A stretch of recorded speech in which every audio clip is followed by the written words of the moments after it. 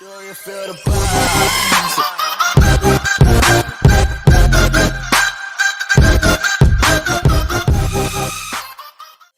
Do you feel the vibes?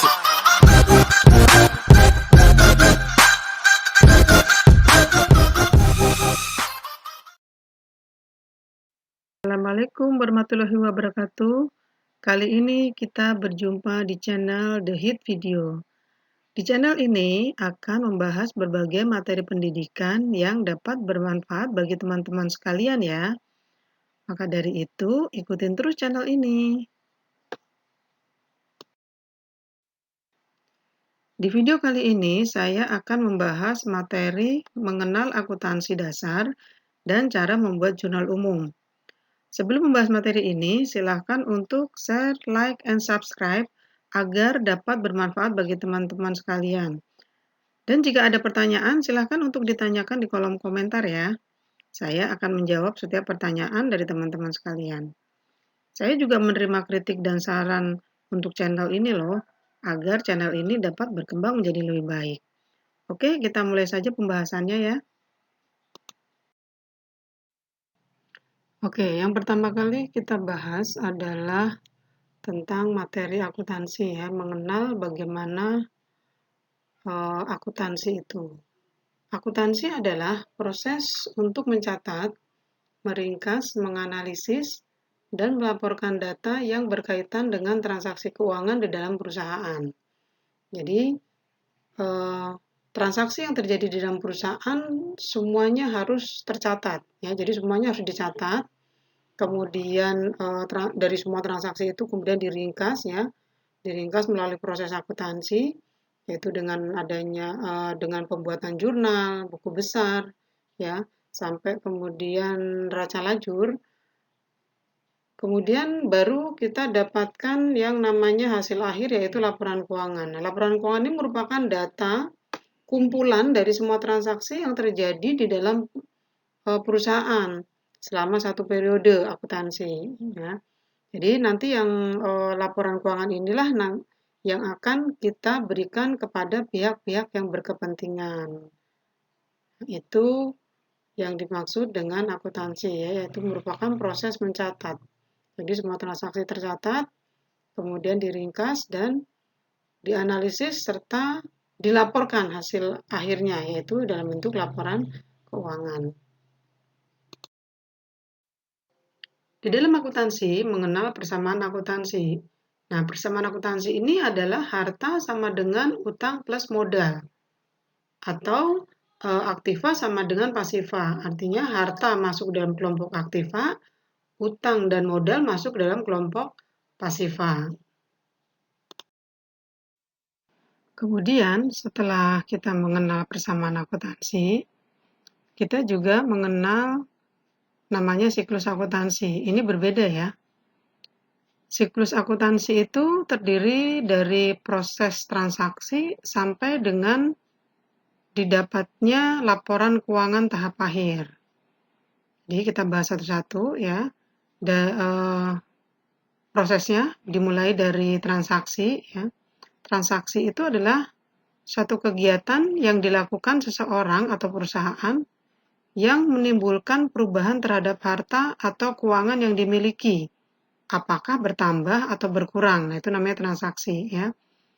Ini dibuktikan dengan adanya bukti transaksi. Bukti transaksi itu macam-macam. Ada nota, ada invoice ya, ada faktur, itu merupakan bukti transaksi ya. Setelah ada proses transaksi, maka kita akan proses selanjutnya akan kita catat ke dalam yang namanya jurnal umum ya. Apa itu jurnal umum? Jurnal umum ini tempat melakukannya pencatatan bagi semua jenis transaksi keuangan yang muncul akibat dari terjadinya transaksi dalam suatu periode tertentu. Nah, ini akan dicatat semua transaksi ke dalam jurnal umum ini sesuai dengan periodenya. Artinya sesuai dengan tanggal terjadinya transaksi ya. Setelah dicatat di dalam jurnal umum, maka proses selanjutnya adalah memposting ke dalam buku besar atau yang disebut dengan general ledger. Nah, apa itu general ledger atau buku besar? Buku besar ini merupakan alat yang digunakan untuk mencatat perubahan-perubahan yang terjadi dalam suatu akun yang disebabkan karena adanya transaksi keuangan tadi ya. Apakah bertambah atau berkurang, setiap kali satu akun itu dibuat satu buku besar. Maka perubahannya setiap akun itu ada di dalam buku besar. Contohnya begini, di dalam jurnal umum ada akun yang namanya kas. Maka kita akan buatkan buku besar yang namanya kas. Ya, transaksi yang berhubungan dengan kas, baik masuk atau keluar, itu masuk ke dalam buku besar kas. Begitu juga untuk akun-akun yang lainnya. Satu akun kita buatkan satu buku besar. Kemudian setelah posting ke buku besar ya, ke dalam buku besar, maka proses selanjutnya adalah neraca saldo. Nah, neraca saldo ini adalah berisi daftar ya seluruh jenis nama akun beserta saldo total dari setiap akun yang terdapat di dalam buku besar perusahaan pada periode tertentu. Nah, ini nanti masuknya di dalam buku besar ini kan nanti akan ada saldo akhirnya ya dari masing-masing akun, kemudian nanti akan dimasukkan ke dalam neraca saldo. Jadi neraca saldo ini berisi akun yang terdapat di dalam buku besar. Kemudian proses selanjutnya adalah penyesuaian atau adjustment.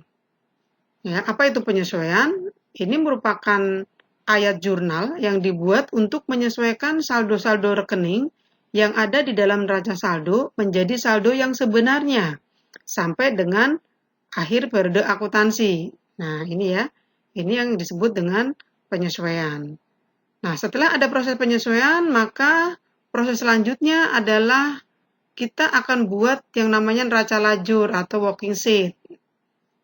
Nah, neraca lajur ini bentuknya adalah suatu kertas atau daftar yang digunakan untuk mencatat, menyesuaikan, dan menggolongkan semua rekening yang ada di neraca saldo dan dibuat pada saat perusahaan akan menyusun laporan keuangan. Jadi ini secara garis besarnya dulu.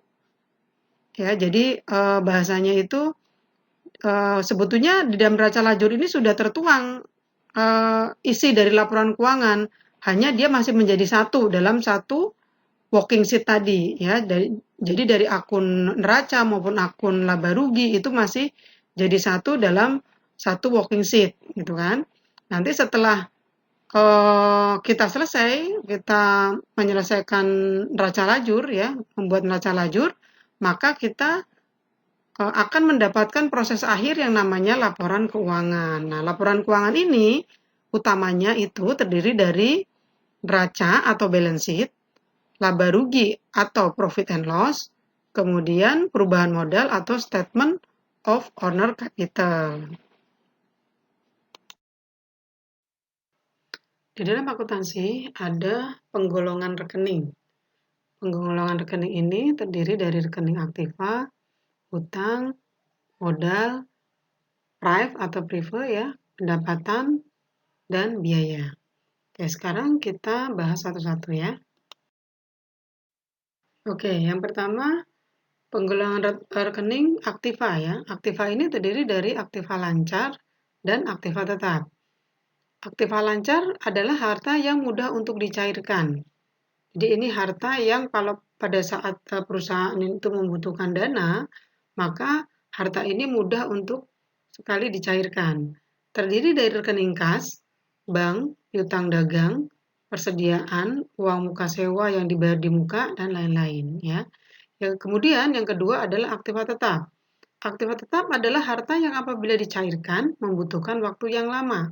Artinya pada saat perusahaan membutuhkan dana, harta ini membutuhkan waktu untuk dapat merealisasikan dananya. Nah, ini disebut dengan aktiva tetap. Terdiri dari tanah, gedung, kendaraan, peralatan kantor, mesin, dan lain-lain. Oke, yang berikutnya adalah pasiva. Pasiva ini terdiri dari hutang dan modal. Nah, sekarang kita bahas satu-satu ya. Hutang adalah kewajiban perusahaan terhadap pihak luar. Kemudian hutang itu terbagi menjadi dua, yaitu hutang jangka pendek dan hutang jangka panjang. Hutang jangka pendek adalah hutang yang jangka waktunya sampai dengan 1 tahun. Ya, jadi range waktunya itu dari 0 sampai dengan 1 tahun. Contohnya adalah hutang usaha, hutang bank jangka pendek, dan lain-lain. Kemudian, yang kedua adalah hutang jangka panjang. Adalah hutang yang jangka waktunya lebih dari 1 tahun. Nah, perbedaannya ada di sini ya. Kurang atau sampai dengan 1 tahun, kalau untuk jangka panjang adalah lebih dari 1 tahun. Contohnya adalah hutang jangka panjang, hutang obligasi, dan lain-lain. Kemudian, modal. Modal adalah harta yang diinvestasikan pemilik kepada perusahaan untuk dikelola. Oke, kalau modal sudah jelas ya. Berikutnya adalah PREV. PREV adalah pengambilan dana oleh pemilik perusahaan untuk keperluan pribadi yang akan mengurangi modal pemilik. Kemudian pendapatan. Pendapatan adalah arus masuk atau kenaikan-kenaikan lainnya dari nilai harta suatu satuan usaha atau sejumlah uang yang diterima oleh seseorang atau badan usaha dari kegiatan usaha. Pendapatan ini terdiri dari dua, yaitu pendapatan usaha dan pendapatan lain-lain. Pendapatan usaha adalah pendapatan yang diperoleh dari kegiatan utama perusahaan. Contohnya, pendapatan usaha itu sendiri, ya. Kemudian yang kedua adalah pendapatan lain-lain. Adalah pendapatan yang diperoleh dari kegiatan di luar kegiatan utama. Contohnya adalah pendapatan sewa, pendapatan bunga bank, dan lain-lain. Biaya dan beban. Biaya adalah sumber ekonomi yang harus dikeluarkan demi kelangsungan bisnis yang harus dijalankan. Biaya mampu memberi manfaat sehingga dianggap aktiva. Dan biaya memiliki periode akuntansi lebih dari 1 tahun karena dianggap sebagai pengeluaran modal. Biaya masuk ke dalam laporan neraca. Ya, contohnya di sini adalah biaya sewa dibayar di muka dan lain-lain. Jadi, kalau untuk biaya ini contohnya seperti ini. Perusahaan saat akan beroperasi memerlukan mesin produksi. Maka perusahaan akan mengeluarkan biaya modal untuk pembelian mesin produksi tersebut agar perusahaan dapat beroperasi. Nah, itu contohnya, contoh kasusnya itu seperti itu ya. Itu yang disebut dalam kategori biaya. Kemudian untuk beban, beban adalah penurunan nilai ekonomi yang berupa pengeluaran uang atau penyusutan nilai aktiva. Beban sebagai pengeluaran yang telah terpakai tidak memberi manfaat di masa depan, tetapi hanya memberi manfaat di periode yang bersangkutan. Beban memiliki periode akuntansi kurang dari 1 periode atau tahun, karena diambil dari pengeluaran pendapatan. Beban masuk ke dalam laporan laba rugi, contohnya adalah beban listrik, beban air, beban gaji, dan lain-lain. Nah, kalau beban, ini adalah suatu pengorbanan yang harus dikeluarkan oleh perusahaan untuk memperoleh pendapatan ya, pada periode yang bersangkutan. Oke, sekarang kita ke transaksi. Apa itu transaksi?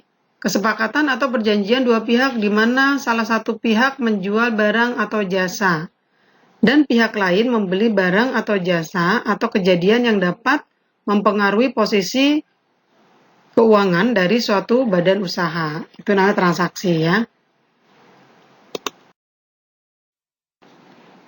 Oke, setelah kita mengenal transaksi, kita juga harus mengenal metode pencatatan akuntansi. Metode pencatatan akuntansi ada dua ya, cash basis dan accrual basis. Apa itu cash basis? Cash basis yaitu metode pencatatan yang mengakui pendapatan atau beban setelah diterima atau dikeluarkannya kas atau setara kas. Contoh, diterima kas dari transaksi penjualan, maka akan diakui sebagai pendapatan karena perusahaan menerima kas secara tunai. Kemudian yang kedua, dikeluarkan kas secara tunai sebagai pembayaran beban perusahaan, maka perusahaan akan mengakuinya sebagai beban perusahaan. Jadi kalau kita bisa tarik kesimpulan dari sini adalah transaksi akan diakui jika perusahaan menerima kas ataupun mengeluarkan kas secara tunai, baru diakui sebagai transaksi. Itu kalau kita menggunakan cash basis. Kemudian accrual basis, yaitu metode pencatatan yang mengakui semua transaksi berdasarkan tanggal terjadinya transaksi. Baik kas atau setara kas sudah diterima atau belum. Ya, jadi untuk accrual basis ini baik kas atau setara kas sudah diterima atau belum diterima pada tanggal terjadinya transaksi. Contohnya, terjadi transaksi penjualan kredit, maka perusahaan akan mencatat sebagai piutang pendapatan. Meskipun kas atau setara kas belum diterima.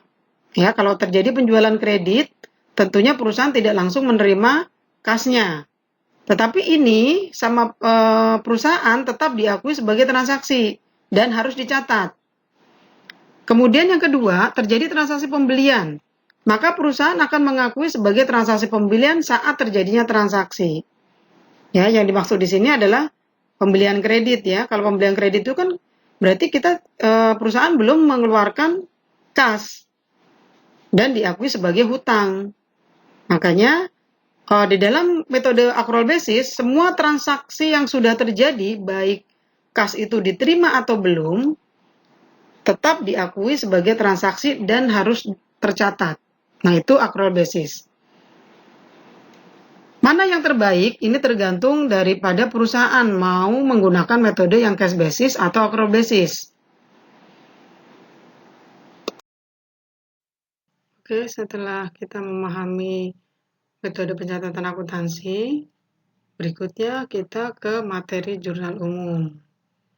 Jurnal umum adalah pencatatan akuntansi yang dipakai untuk mencatat transaksi keuangan berdasarkan urutan waktu terjadinya dan terperinci. Maksudnya di sini adalah semua transaksi yang terjadi dicatat di dalam jurnal sesuai dengan tanggal terjadinya transaksi secara berurutan ya. Jurnal ini menjadi kunci dari benarnya laporan keuangan. Di dalam jurnal umum, nominal sisi debit dan sisi kredit harus sama ya. Jadi tidak boleh sisi debit dan sisi kreditnya berbeda. Jadi di dalam jurnal umum ini memang sisi debit dan sisi kreditnya harus sama. Oke, langsung saja kita bahas bagaimana cara untuk menjurnal transaksi. Oke, di sini ada beberapa contoh transaksi yang akan kita coba buatkan jurnalnya ya. Nanti juga transaksi ini akan kita lihat pengaruhnya terhadap persamaan akuntansi ya. Apakah transaksi tersebut mempengaruhi dari sisi harta, hutang maupun modal. Oke, langsung saja untuk transaksi yang pertama, tanggal 1 Januari 2019, Nina dan Lina mendirikan usaha catering yang diberi nama Nana Catering. Untuk itu, Nana dan Lina menyerahkan uang tunai sebesar 20 juta. Perlengkapan usaha sebesar 27 juta, tanah senilai 100 juta, bangunan senilai 375 juta, dan kendaraan senilai 175 juta. Jurnalnya adalah semua yang disetorkan oleh Nana dan Lina, ya, ini merupakan modal dari Nana Catering. Makanya pada saat kita menerima kas, perlengkapan usaha, tanah, bangunan, dan kendaraan, ini posisinya semuanya ada di sebelah debit. Sebagai tandingannya adalah modal, akun modal. Kenapa? Karena membuat jurnal umum itu ya, posisi debit dan kredit harus sama.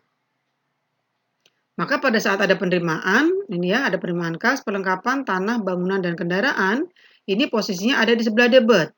Sebelah kreditnya muncullah akun yang bernama modal, ya, modal dari Nana Catering ini sebesar 697 juta. Jadi cara membuat jurnal umum itu posisinya seperti ini ya.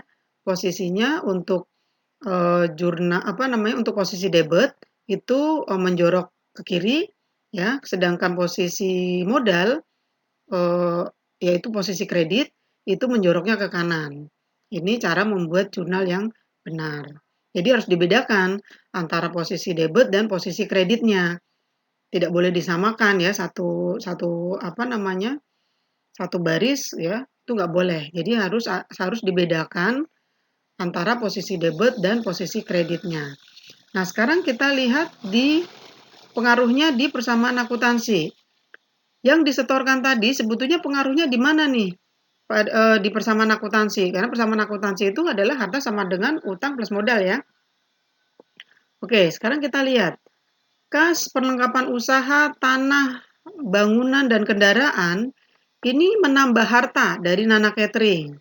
Udah pasti ya, karena kita menerima semuanya ini dari setoran modal dari Nina dan Lina. Maka Nana Catering memperoleh modal ya, ini akan menambah harta dari Nana Catering sebesar 697 juta. Kemudian posisi utang dan modal, kita lihat pengaruhnya ada di mana? Oh, ternyata pengaruhnya ada di sisi modal. Ternyata apa yang disetorkan oleh Nina dan Lina ini tadi berpengaruh terhadap modalnya Nana Catering. Jadi menambah modal juga sebesar 697 juta. Jadi posisi harta dan utang plus modal ini harus sama ya. Tidak boleh berbeda. Pasti ada pengaruhnya. Pada saat menerima akan berpengaruh terhadap penambahan harta, juga akan berpengaruh terhadap penambahan modal.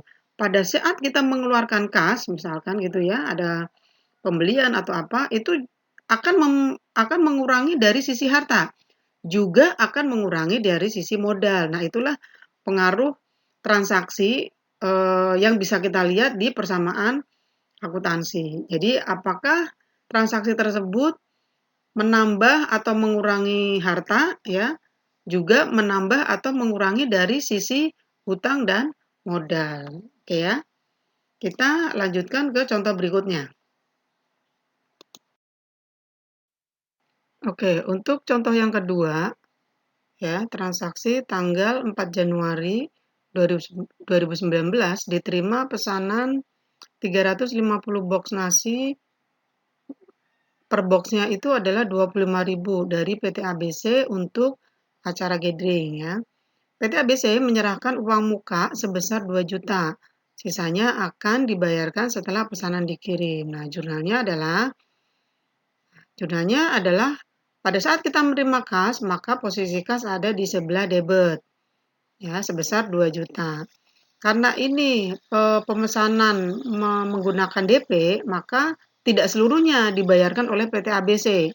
Jadi PT ABC itu berhutang ke kita sebesar sisanya yaitu 6.750.000. Jadi kas 2 juta, kemudian sisanya ini kita akui sebagai piutang dagang. Nah, kenapa piutang dagang? Jadi kita harus tahu dulu nih pengertian dari piutang dagang. Piutang dagang itu adalah kewajiban orang lain terhadap kita ya. Itu namanya piutang dagang. Tetapi kalau kita punya kewajiban terhadap orang lain itu namanya hutang. Jadi jangan sampai kebalik ya antara piutang dan hutang. Karena PT ABC punya kewajiban terhadap Nana Catering ya, makanya sisanya itu kita akui sebagai piutang dagang. Kas masuk sebesar 2 juta, kemudian piutang dagang sebesar 6.750.000. Ini tuh nanti akan kita terima sebetulnya apa sisanya ini. Cuma tidak sekarang gitu loh. Nanti akan diterima pada saat pesanan sudah dikirim. Maka ini kita akui sebagai piutang dagang ya. Maka posisinya ada di sebelah debit ya. Kas sebesar 2 juta, piutang dagang sebesar 6.750.000. Nah, kemudian dari sisi kreditnya muncullah yang namanya akun pendapatan usaha.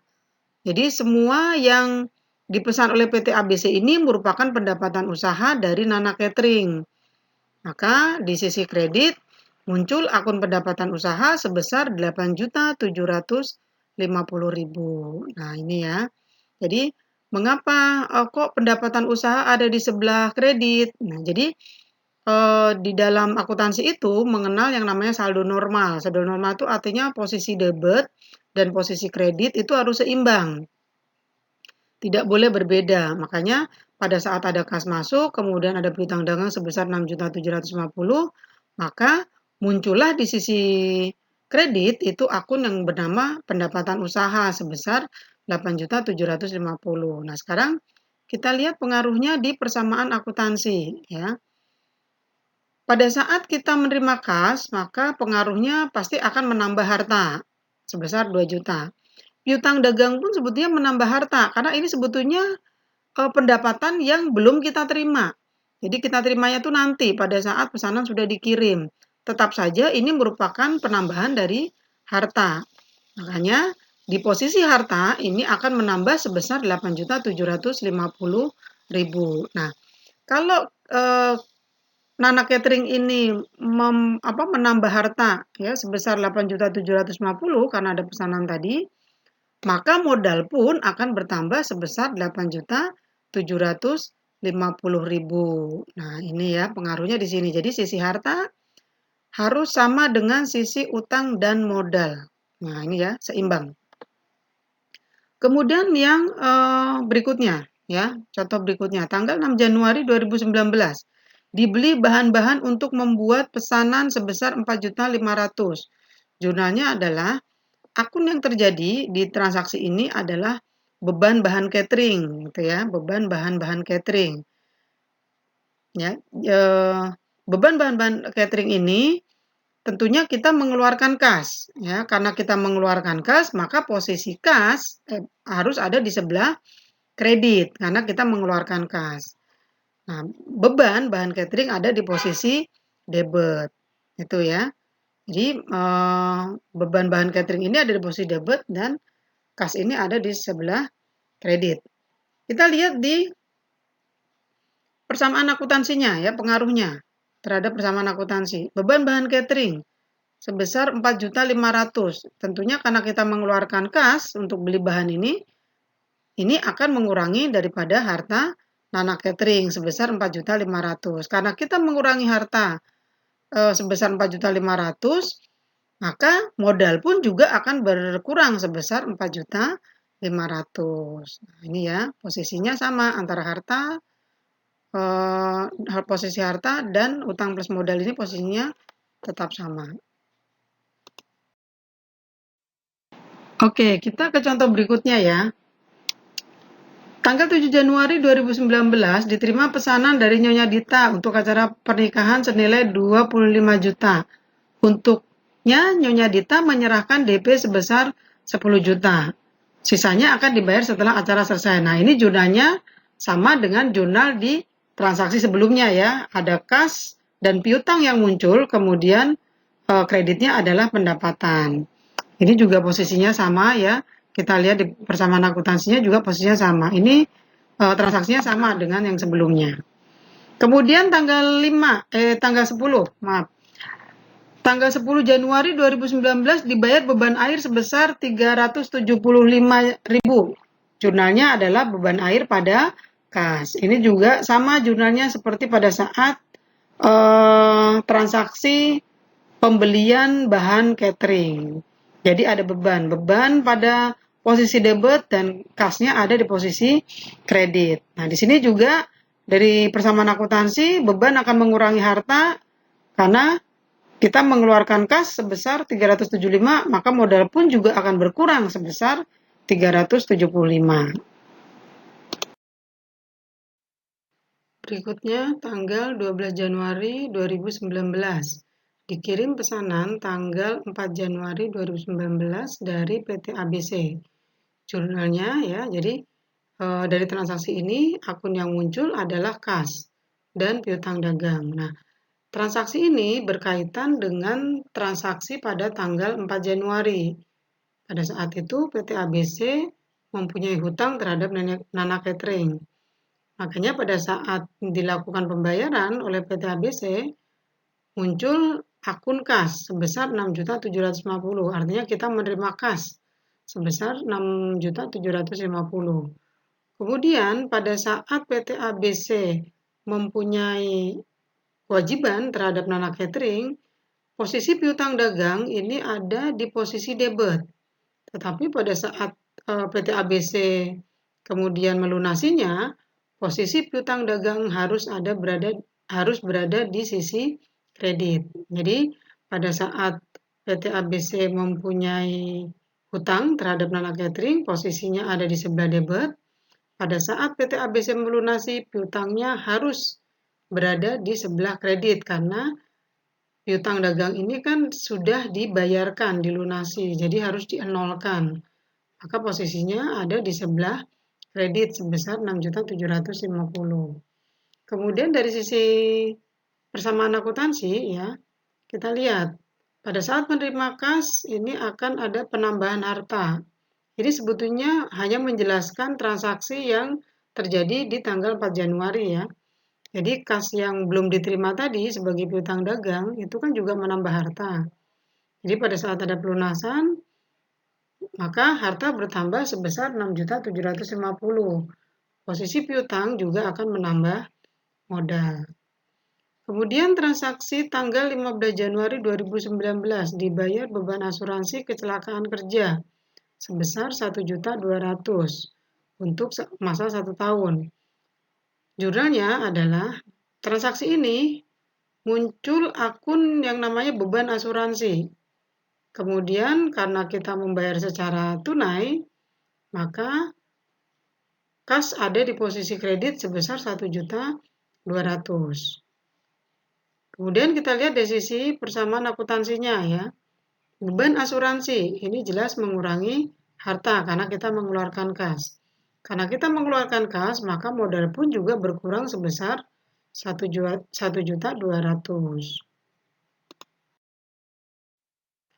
Tanggal 16 Januari 2019 diterima secara tunai pesanan nasi box sebanyak 100 box. Per boxnya adalah 25.000 dari Tuan Budi. Nah, karena ini adalah transaksi tunai, maka jurnalnya akun ini yang muncul adalah akun kas dan akun pendapatan usaha. Karena kita menerima kas, maka posisi kas ada di sebelah debit sebesar 2.500.000. Kemudian di sebelah kreditnya apa? Di sebelah kreditnya muncul akun pendapatan usaha sebesar 2.500.000. Kita lihat posisi persamaan akuntansinya. Pada saat kita menerima pesanan, ya, kita menerima kas sebesar 2.500.000. Ini akan menambah harta. Maka pendapatan pun, ya, sebagai pendapatan ini modal juga akan menambah sebesar 2.500.000. Kemudian tanggal 18 Januari 2019 diterima pesanan untuk acara pernikahan senilai 27 juta dari Nyonya Ana. Untuk itu, Nyonya Ana menyerahkan DP sebesar 10 juta. Sisanya akan dibayarkan setelah acara selesai. Jurnalnya ya, akun yang muncul ini adalah akun kas, piutang dagang, dan pendapatan usaha. Ini sama transaksinya seperti transaksi sebelumnya ya. Kemudian persamaan akuntansinya juga sama ya, kas dan piutang dagang ini akan berpengaruh terhadap harta, yaitu menambah. Karena harta menambah, maka modal pun juga bertambah. Tanggal 20 Januari 2019 dibayar beban listrik dan telepon sebesar Rp900.000. Dari transaksi ini muncul akun beban listrik dan telepon. Kemudian akun kas ya. Karena ini merupakan beban, maka beban ada di posisi debit sebesar 900.000. Kemudian kita mengeluarkan kas, maka posisi kas ada di sebelah kredit sebesar 900.000. Kita lihat di persamaan akuntansinya, beban karena kita mengeluarkan kas, maka dia akan mengurangi harta, juga akan mengurangi modal. Kemudian tanggal 22 Januari 2019 dibeli kendaraan operasional dari PT Transportasi Indonesia seharga 165 juta. Untuk itu, Nana Catering mengeluarkan kas sebesar 25 juta.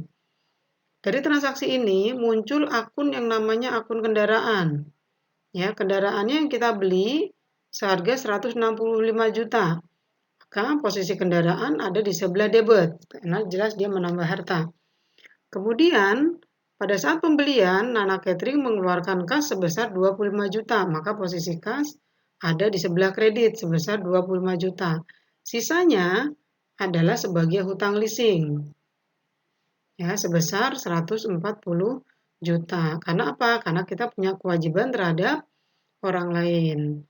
Maka posisi hutang leasing ini ada di posisi kredit. Jadi posisi debit sama kreditnya sama ya. Kemudian persamaan akuntansinya, karena Nana Catering itu membeli kendaraan, maka harta Nana Catering akan bertambah sebesar 165 juta. Kemudian kas yang dikeluarkannya akan mengurangi modal, ya. Kemudian hutang leasing juga akan menimbulkan yang namanya akun hutang. Tanggal 23 Januari 2019, disewakan satu ruangan yang tidak terpakai selama 1 tahun kepada Nona Tiara, senilai 12 juta. Ya, dari transaksi ini muncul akun kas dan akun pendapatan lain-lain. Kenapa pendapatan lain-lain? Karena penyewaan ruangan ini bukan merupakan kegiatan utama dari Nana Catering, maka dia masuk ke dalam kategori pendapatan lain-lain. Jurnalnya yang muncul ya adalah akun kas sebesar 12 juta karena kita menerima uang sebesar 12 juta. Kemudian kreditnya itu adalah pendapatan lain-lain sebesar 12 juta. Persamaan akuntansinya, kas yang kita terima ini menambah harta ya, kemudian pendapatan lain-lain juga akan menambah modal. Tanggal 25 Januari 2019 memberikan pinjaman uang tunai kepada Nyonya Tuti sebesar 10 juta dengan bunga 3% per tahun. Pinjaman ini berjangka waktu 1 tahun. Maka jurnalnya ya dari transaksi ini muncul akun piutang lain-lain. Ya, karena ini juga kegiatan di luar kegiatan utama Nana Catering. Karena kita mengeluarkan kas, maka posisi kas harus ada di sebelah kredit. Muncul akun piutang lain-lain di sebelah debit sebesar 10 juta. Di persamaan akuntansi, piutang lain-lain ini mengurangi harta ya, karena kita meminjamkan harta Nana Catering berkurang sebesar 10 juta. Kemudian kita mengeluarkan kas, maka modal juga akan berkurang sebesar 10 juta. Berikutnya tanggal 28 Januari 2019 membayar gaji 5 orang karyawan sebesar 10 juta. Jurnalnya adalah beban gaji pada kas. Ya, ini sama seperti beban yang lain juga. Jadi jurnalnya hanya bedanya adalah nama rekeningnya ya. Karena ini kita bayar gaji, maka ini masuk ke dalam beban gaji. Beban gaji pada kas sebesar 10 juta. Di persamaan akuntansi juga sama ya, beban gaji akan mengurangi harta dan mengurangi modal. Kemudian tanggal 29 Januari diterima pesanan sebanyak 400 box nasi, per boxnya ada 25.500 untuk PT Sejahtera. Untuk itu PT Sejahtera memberikan DP sebesar 3 juta, sisanya dibayar setelah acara selesai. Ini juga jurnalnya sama ya seperti jurnal sebelumnya.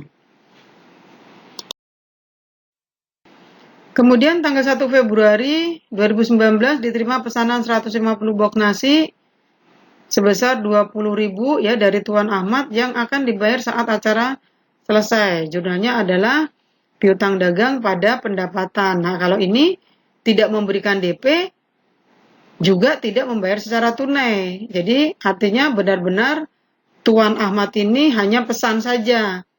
Pesan tapi nanti kalau acaranya selesai akan dibayar oleh Tuan Ahmad. Jadi jurnalnya adalah piutang dagang pada pendapatan. Oke, ini juga akan menambah harta dan juga akan menambah modal. Kemudian tanggal 15 Februari 2019 dibeli bahan-bahan untuk catering ya, sebesar 11 juta. Jurnalnya sama seperti jurnal sebelumnya juga. Nanti silahkan dilihat lagi ya, dipahami. Karena ini sama ya jurnalnya. Oke, berikutnya. Tanggal 7 Februari 2019 dikirim pesanan Nyonya Dita tanggal 7 Januari 2019. Ini tanggal 7 Januari itu Nyonya Dita kan tadi masih punya piutang ya, yang masih tertinggal. Maka pada saat tanggal 7 Februari ini pesanan dikirim. Jurnalnya adalah kas pada piutang dagang. Sebelumnya kan piutang dagang ada di sisi debit ya. karena Nyonya Dita itu membayar pesanan yang tersisa, maka kita akan menerima kas sebesar 15 juta dan piutangnya harus dihapuskan, maka posisi piutang harus ada di sebelah kredit sebesar 15 juta. Kemudian tanggal 9 Februari 2019 dikirim pesanan tanggal 18 Januari 2019 dari Nyonya Ana. Jurnalnya, nah ini sama kasusnya Nyonya Ana ini sama dengan Nyonya Dita ya. Jadi dia juga membayar pesanan. Maka piutang dagangnya juga harus dihapuskan. Posisinya ada sebelah kredit dan kas yang kita terima ada di sebelah debit. Oke, tanggal 10 Februari 2019 dibayar beban air sebesar 380 jurnalnya. Nah, ini sama pada saat kita juga bayar beban air ya di transaksi sebelumnya. Kemudian kita ke berikutnya ya, tanggal 12 Februari dibeli bahan-bahan untuk catering sebesar 4.500. Jurnalnya juga sama pada transaksi sebelumnya ya. Kemudian tanggal 14 Februari 2019 dikirim pesanan tanggal 29 Januari 2019 atas nama PT Sejahtera. Nah, ini kan tadi PT Sejahtera juga punya piutang terhadap Nana Catering, maka pada saat membayar piutangnya harus ada di sebelah kredit, jadi harus dihapuskan. Kas yang kita terima adalah sebesar sisanya. Jadi jurnalnya adalah kas pada piutang dagang sebesar 7.200.000. Kemudian tanggal 20 Februari 2019 dibayar beban listrik dan telepon sebesar 1.100.000. Jurnalnya adalah beban listrik dan telepon pada kas. Ini juga sama pada saat kita mengeluarkan beban. Berikutnya tanggal 22 Februari 2019 dibayar cicilan kendaraan sebesar 3.500.000. Nah, ini kan mulai jatuh tempo pembayaran cicilan kendaraan tadi yang pada saat pembelian kendaraan ada hutang sebesar 140 juta. Nah, sekarang Nana Catering ini membayar angsuran pertamanya sebesar 3.500.000. Jurnalnya adalah hutang leasing ya, karena hutang leasingnya tadi ada di posisi kredit, maka pada saat Nana Catering membayar cicilan, hutang leasingnya harus ada di posisi debit. Karena untuk menghapuskan, tapi menghapuskannya sebesar 3.500.000 sebesar 1 kali cicilan. Jadi hutang leasingnya ada di posisi debit, kas yang dikeluarkannya ada di posisi kredit sebesar 3.500.000. Nah, ini kita lihat di persamaan akuntansinya. Di persamaan akuntansinya ini hutangnya akan berkurang sebesar 3.500.000. Ya. Kemudian ini juga pada saat Nana Catering membayar cicilan, ini juga akan mengurangi harta sebesar 3.500.000. Oke, berikutnya tanggal 28 Februari 2019 dibayar gaji 5 orang karyawan sebesar 10 juta. Jurnalnya adalah beban gaji pada kas. Ini juga sudah sudah sama seperti transaksi sebelumnya ya. Terakhir, tanggal 29 Januari 2019, Nona Nina mengambil uang untuk keperluan pribadi sebesar 2 juta. Maka jurnalnya adalah akun yang timbul itu adalah akun Prive dengan akun kas. Ya, akun Prive-nya sebesar 2 juta. Ya, ini akan mengurangi modal. Kemudian karena kita mengeluarkan kas, maka posisi kas ada di sebelah kredit sebesar 2 juta. Oke, kita lihat persamaan akuntansinya. Prive mengurangi harta ya karena ada pengambilan. Kemudian pada saat pengambilan Prive oleh Nona Nina ini juga akan mengurangi modal sebesar 2 juta. Ini Prive ini adalah nantinya akan mengurangi modal pemilik ya. Oke. Nah, ini adalah rangkuman dari transaksi-transaksi yang sudah dibuat tadi ya. Ini dari Januari sampai bulan Februari. Nah, ini juga ya. Jadi berikutnya ini sampai tanggal 20 9 Januari.